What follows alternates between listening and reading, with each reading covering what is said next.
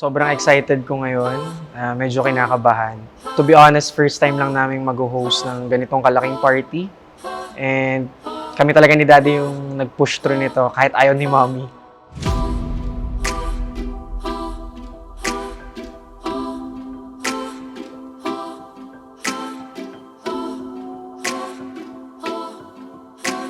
Si Honey, siya isang mabait na tao. Very supportive, maawain.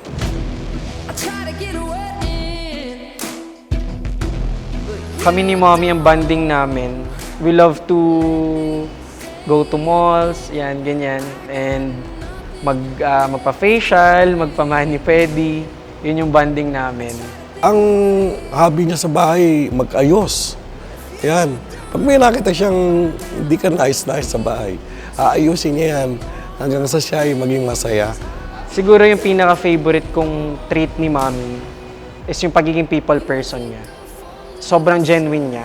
Sobrang generous niya bilang tao. Pagka hindi siya talaga happy sa isang bagay, hanggat maaari, hindi makakatulog yan. Kinabukasan yan, may pagbabago sa loob ng bahay. Yan ang libangan niya. Yan ang kanyang hobby sa buhay.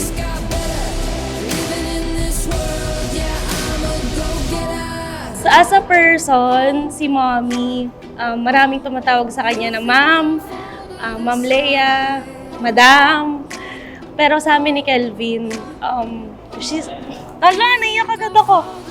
She's just a mom. Mommy, mother, or mommy, ganyan. Mommy, ano ga, ganyan.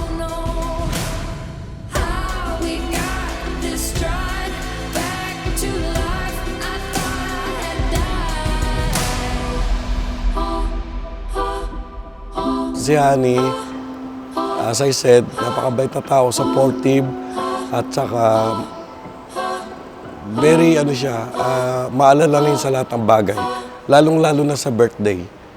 Siya yung taong minsan pagka nakalimot ka sa kanya na minsan tawagan, siya mag-i-insist na tatawagan ka niya para kamustahin.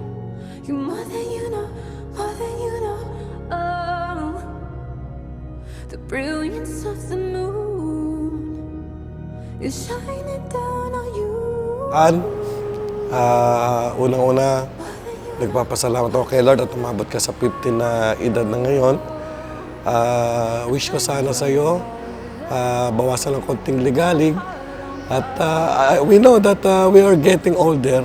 And nababawasan naman yung ating mga kaligaligan sa buhay.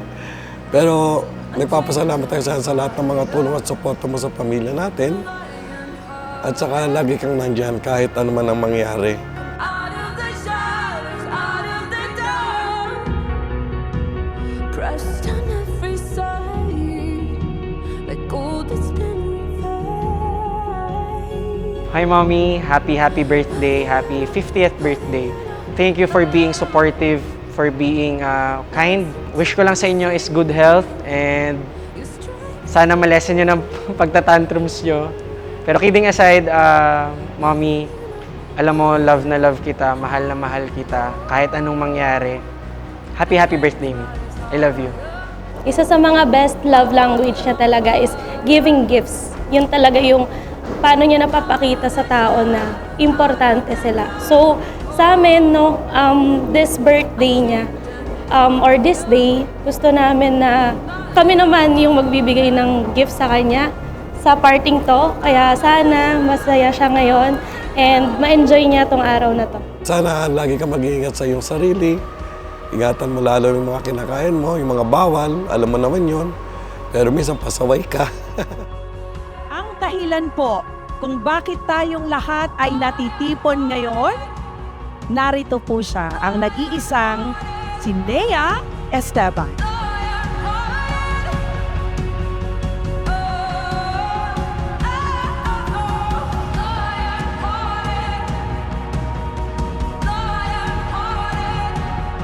My wish for you is to continue help people, to continue what you love doing, helping others and giving back. And I know na with all of that, kaya ang ating family ay super blessed dahil mo. Yun lang, I love you. Happy birthday! Out of